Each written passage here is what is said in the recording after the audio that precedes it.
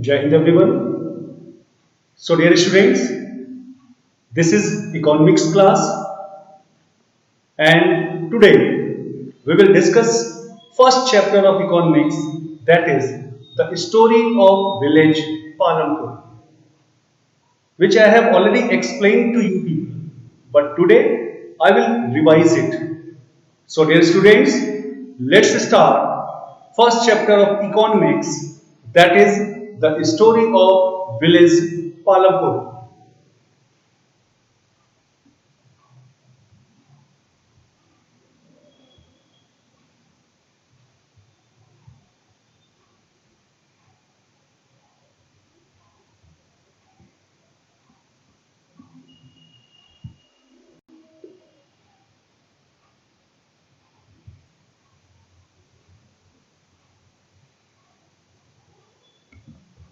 So dear students, now we are going to start the story of village Palampur.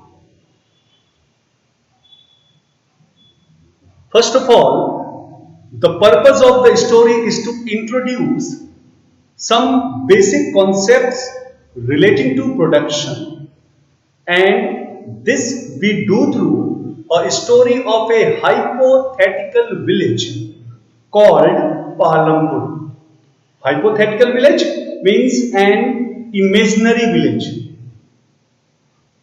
So dear students, farming is the main activity in Palampur, whereas several other activities such as small scale manufacturing, dairy, transport, etc. are carried out on a limited scale.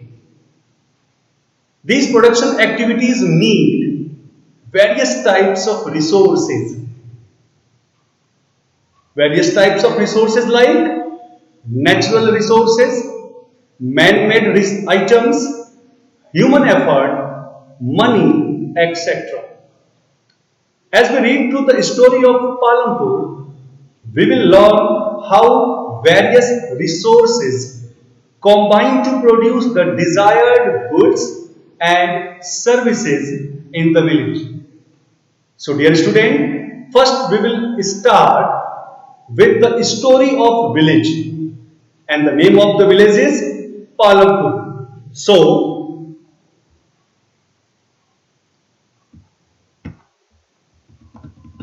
Palampur is well connected with neighboring villages and towns. Raiganj, which is a big village, is just 3 kilometers from Palampur. And there is a road, all weather road, which connects the village to Raiganj and further on the nearest small town. And the name of that town is Shahpur. So there is an all-weather road which connects Palampur to nearest villages and nearest town. Now what about transports? So many kinds of transport which you can see on the road of Palampur. Vehicles like bullock carts, tongas, bogies, which is wooden cart drawn by buffaloes. So bullock carts, tongas, bogies loaded with zagri, which is known as wood, and other commodities to motor vehicles like motorcycles, jeeps, tractors, and trucks. So, dear students, as you can see that all types of vehicles are visible on the road of Palampur.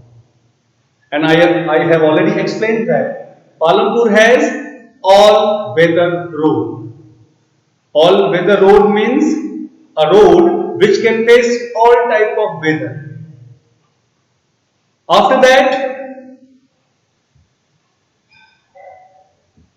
Now about the families which are living in Palampur. So Palampur has about 450 families and they belonging to several different castes.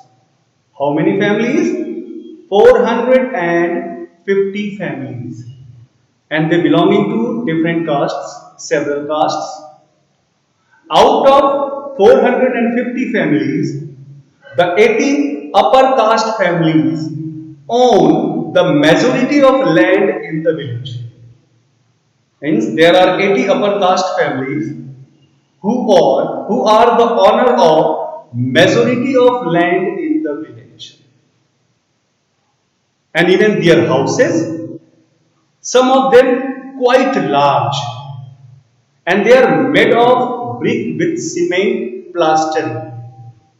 So the houses of upper caste families are quite large and they are made of brick and cement plastering. Now what about SCs? SCs, you know SCs? Scheduled castes. So the scheduled castes, which are also known as Dalits, they comprise 1/3 of the population and live in one corner of the village. They are 1/3 of the population. What it means? If there are 450 families, then according to this stat, 150 families are of Dalits. And what about their houses? So they live in one corner of the village and in much smaller houses, some of which are of mud and straw.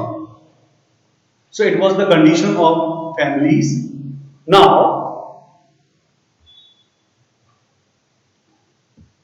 what about electricity connections and other facilities? So dear students, most of the houses have electric connections. Means most of the houses of Palampur have electric connections. And you know, electricity powers all the tube wells. And tube wells are, you can say, main source of irrigation in the villages of India. So, electricity powers all the tube wells in the fields and is used in various types of small business. What about education system in Palampur? So there are 2 primary schools and 1 high school. So there is good facility of education in Palampur. There are 2 primary schools and 1 high school. What about health facilities? So there is a primary health center which is run by the government and 1 private dispensary where the sick are treated. So dear students, even health facilities are also in good condition in Palampur. There is 1 primary health center which is run by government, which is government operated, and there is 1 private dispensary where the sick are treated.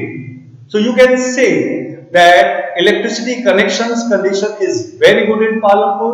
Even educational facilities and health facilities are in very good condition. Now, so dear students, the story of Palampur, which I said earlier, that it is an imaginary village. It will take us through the different types of production activities in the village. In villages across India, which is the main production activity, which I said earlier, that is farming. So farming is the main production activity in Palampur and farming is the main production activity in villages across India. Farming is the main production activity. There are other production activities also and they are referred as non-farm activities. Activities other than farming are referred as non-farm activities. which include small manufacturing, transport, shopkeeping, etc. We shall take a look at both these types of activities after learning a few general things about production. So dear students, in next slide, we will know about the organization of production, how production is organized. So dear students, do you know what is the aim of production? So the aim of production is to produce the goods and services that we want. What is the aim of the production? So the aim of the production is to produce the goods and services that we want. So there are four requirements for production of goods and services. How many requirements? Four requirements. These are also known as factors of production. So requirements or factors for productions are. So the first requirement, or you can say first factor, is land. Dear students, for production, the first requirement or the first factor is land and other natural resources. So after land, what can be other natural resources? Such as water, forests, minerals, etc. So this is the first requirement. So the first requirement of production is land and other natural resources. Now come to the second requirement or the second factor, that is labor. So dear students, what is labor? Labor, that is people who will do the work. They are labor. And you know, there are different types of laborers, like highly educated laborers, semi-educated laborers, laborers who do manual work. So dear students, some production activities require highly educated workers to perform the necessary tasks, like engineers, like managers. They are highly educated workers. While the other activities require workers who can do manual work, workers who load and unload burdens. So each worker is provided the labor necessary for production, or you can say that every type of labor is necessary for production. So the first requirement is land and other natural resources. Second requirement is labor. Now come to third requirement or third factor. So dear student, the third requirement is physical capital. You know the variety of inputs required at every stage during production. Many things are required, many inputs are required. They are known as physical capital, and this is the third requirement of production. So dear students, physical capital is of two types. One is fixed capital and another one is working capital. So tools and machines, they range from very simple tools such as farmer's plug to sophisticated machines such as generators, turbines, computers, etc. So tools, machines, buildings, they can be used in production over many years, and that's why they are known as, or they are called fixed capital. So dear students, the inputs which can be used for many years for production, they are known as fixed capital, and examples are tools, machines, buildings, and many more. They are fixed capital. Now, what about working capital? So, there are many inputs in production which are used up during production, already used during production. You cannot use it again. And they are raw materials and money in hand. Look, dear students, production requires a variety of raw materials such as the yarn used by the weaver and the clay used by the potter. Also, some money is always required during production to make payments and buy other necessary items. So, raw materials and money in hand are called working capital and they are used up during production. So, what is the big difference between these two? Fixed capital can be used for many years, while working capitals are used up during production. So, it was about third requirement or third capital, and it was physical capital. Now, the fourth and last requirement is,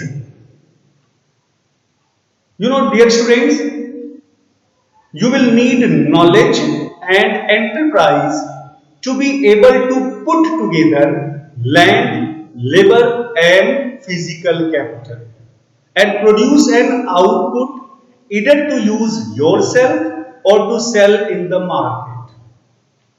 So, who is able to put together land, labor, and physical capital? That is human capital. This these days is called human capital. So, human capital is able to put together land, labor, and physical capital to get or to produce an output either to use yourself or to sell in the market. And this is human capital. So, dear students, what we discussed? We discussed about four requirements, or you can say four factors of production. First was land and other natural resources. Second was labor. Third was physical capital, which is of two types, fixed capital and working capital. Then last was human capital. So these are the four requirements, or you can say factors of production. Now come to farming in villages across India, or we will take example like farming in Palampur. So the first topic is land is fixed. As I repeated many times that farming is the main production activity in Palampur. 75% of the people who are working, they are dependent on farming for their livelihood. And if I will talk about India, more than 50%, or you can say approximate 60% people are dependent on farming for their livelihood. But it is 75% in Palampur. And who are those? They could be farmers or farm laborers. And the well-being of these people is closely related to production on the farms. Because that is their livelihood. They earn from there. So if production is good, their condition will be good. But if production is not good, they will suffer a lot. So we were talking about land. So remember that there is a basic constraint in raising farm production. Basic constraint. What is that? Land area under cultivation is practically fixed. Means land area is fixed, practically fixed. Since 1960 in Palampur, there has been no expansion in land area under cultivation. No expansion. By then, some of the westland where you cannot do cultivation. So the westlands in the village had been converted to cultivable land. And what can be reason? After providing proper irrigation facilities, westlands can be converted into cultivable land. There exists no further scope to increase farm production by bringing new land under cultivation. So overall land area is fixed. So you know that because land area is fixed and you cannot increase land area, what you can do, because population is increasing day by day. So demand of food grains, that is also increasing. So now we have to grow more and more from the same land because we cannot increase land area. So is there a way one can grow more from the same land? Look, all land is cultivated in Palanpur. No land is left idle. So now I am going to tell about crop seasons. So during the rainy season, which is also known as Kharif season you can say. So during the rainy season, farmers grow jowar and bajra in Palanpur. Jowar and bajra during rainy season, which is also known as Kharif season. And these plants of jowar and bajra are used as cattle feed. It is followed by cultivation of potato between October and December, and that is known as Zaid season. After that, in the winter season, which is also known as Rabi season, fields are sown with wheat. So from the wheat produced, what farmers do? They keep enough wheat for the family's consumption. And if they have surplus or if they have surplus wheat, they sell it in the market, which is at Raiganj. A part of the land area is also devoted to sugarcane, which is harvested once every year. Sugarcane is the crop of total 1 year. So sugarcane in its raw form, which is known as jaggery, it is raw form of sugarcane that is sold to traders in Shahpur. So as you can see that farmers of Palanpur are able to grow more than 2 crops in a year. And what is the reason behind this?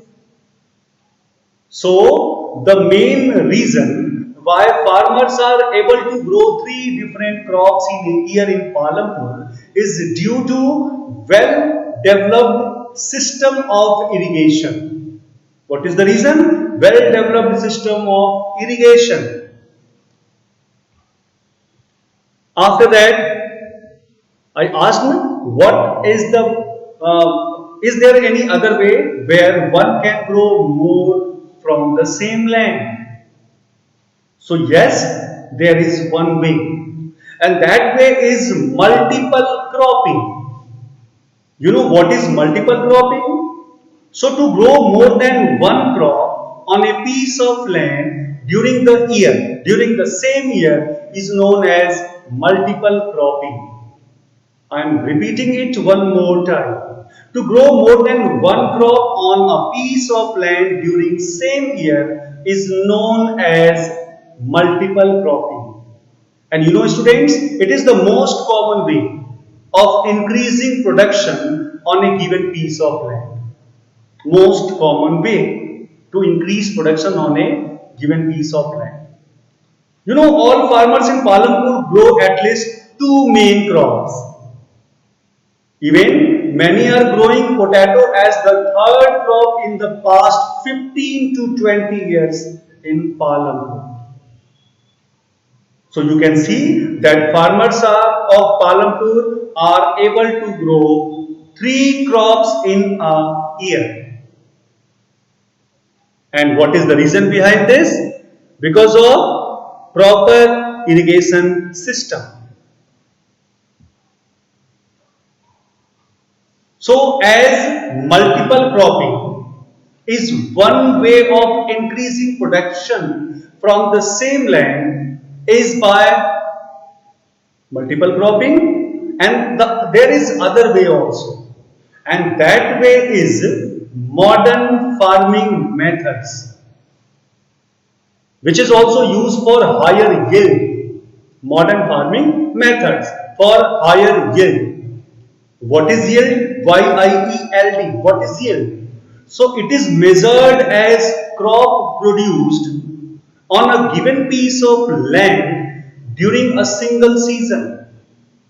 One more time I am repeating it, that yield is measured as crop produced on a given piece of land during a single season. So till the mid 1960s, the seeds used in cultivation in Palampur were traditional ones with relatively low yields. So from the mid, or you can say till the mid 1960s, farmers of Palampur were using traditional farming methods where traditional seeds were used. Traditional seeds needed less water, needed less irrigation.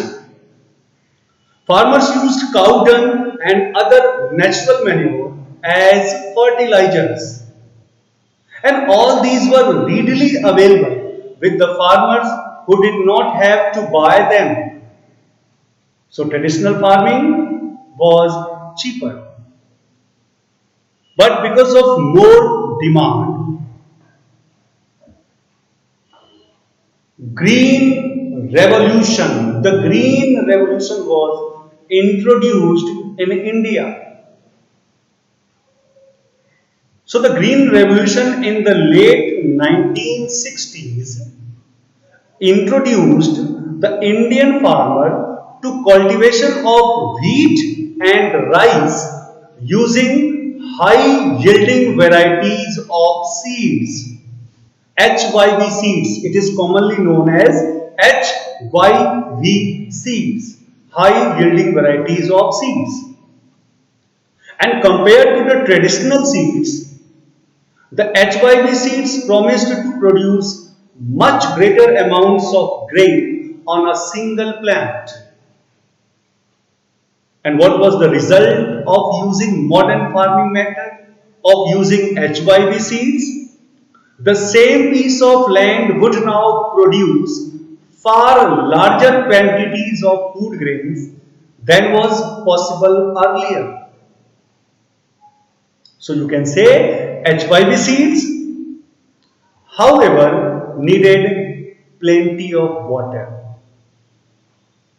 As you know that traditional seeds doesn't need plenty of water, but HYV seeds needed plenty of water, and also chemical fertilizers, pesticides to produce best result. So dear students, you can say that higher yields were possible only from a combination of HYV seeds, irrigation, chemical fertilizers, pesticides, etc. And this is modern farming method. What is modern farming method? When HYV seeds, irrigation, chemical fertilizers and pesticides are combined, then it is modern farming method. And it is the another way to grow more from the same piece of land. So there are two ways. one is multiple cropping and another one is modern farming method. Now dear students, we are going to next slide. Dear students, there are many things which we have to understand. As I explained about, we have different kinds of factors or requirements in production. So there are four requirements of production, or there are four factors of production. They are, first of all, land and other natural resources. Second one is labor. Third one is physical capital, which is of two types. One is working capital and another one is fixed capital. And the fourth is human capital. Then I explained that farming is the main activity of villages across India, and that is also main activity in Palam. Then I said that land is fixed. You know that population is increasing day by day. We cannot increase land area, but because population is increasing, the demand of food grains is also increasing. So to pace with demand, we have to grow from the same piece of land. And dear students, to grow more from the same piece of land, we have many ways, especially two important ways. The first one is the multiple cropping. What is multiple cropping? To grow more than one crop from same piece of land during 1 year, that is multiple cropping.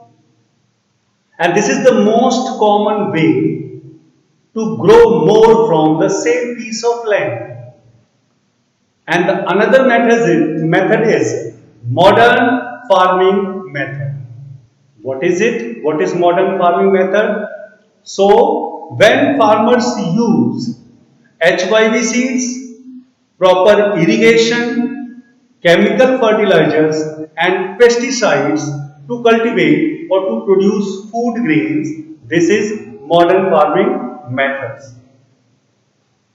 So dear students, it was about the first part of revision of chapter number 1, which is the story of village Palampur.